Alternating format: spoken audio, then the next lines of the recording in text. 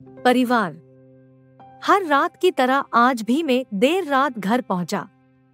हमेशा से कोई भी गलत आदत न होने के कारण कॉलोनी में कोई भी मुझे देर रात आने पर गलत नजरों से नहीं देखता था। मैं हमेशा इस बात को लेकर गर्व करता कि लोग अपने बच्चों को मेरी उपलब्धियों का उदाहरण देकर अच्छा पढ़ने लिखने की सलाह देते हैं। खैर, यही सब सोचते हुए मैंने अपनी चाबी से घर का दरवाजा खोला।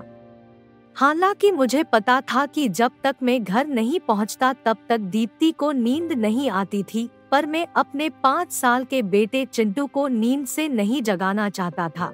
दरवाजे की हल्की सी आहट पाकर दीप्ति हमेशा की तरह कमरे से बाहर आई। तब तक मैं मुंह हाथ धोने बाथरूम की तरफ जा चुका था और हमेशा की तरह दीप्ति खाना गर्म करने किचन में चली गई। हर रोज ऐसा ही होता था। सुबह घर से निकलने के बाद हमारी मुलाकात रात को खाने पर ही होती थी।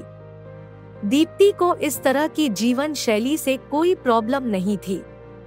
एक हाई क्लास सोसाइटी में अपनी साख बनाने के लिए हर किसी को इस हद तक की मेहनत करना ही पड़ती थी।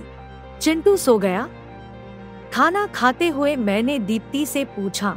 हाँ, काफी देर से आपका इंतजार कर रहा था, लेकिन फिर इंतजार करते करते ही सो गया, दीप्ति ने शिकायत भरे लहजे से कहा। लेकिन हर बार की तरह मैंने मुस्कुराकर बात को टाल दिया।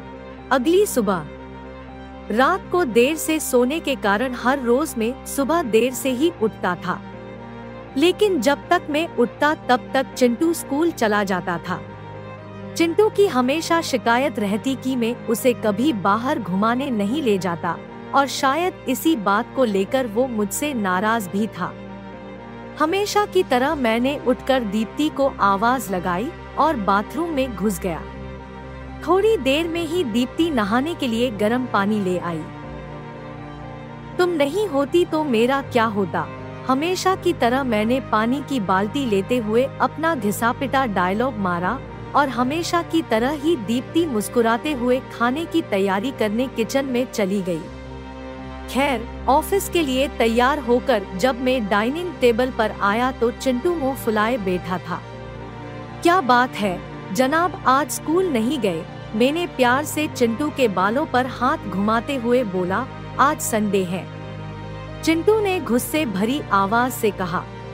काम की भागदौड़ में मैं यह भी भूल गया था कि आज संडे है, और आज दिन में मैंने चिंटू के साथ मूवी जाने का प्रॉमिस किया था।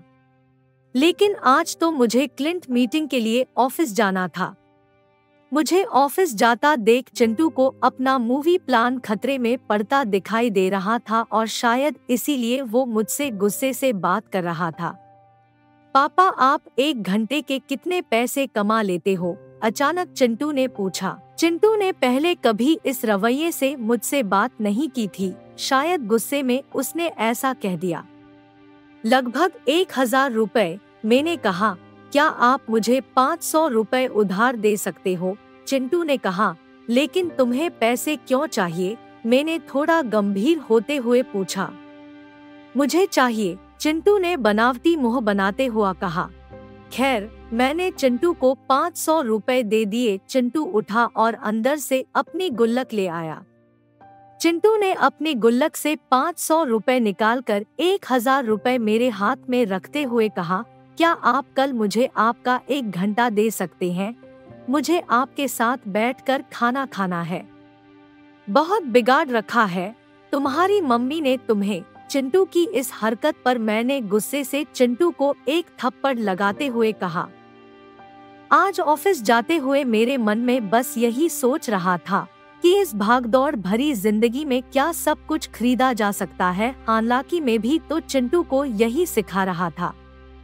कहानी का तर्क यही है कि परिवार के लिए पैसा कमाने की चाह में हम परिवार को समय देना ही भूल जाते हैं। जिंदगी में सबके बीच में तालमेल बिठाकर चलना ही समझदारी है।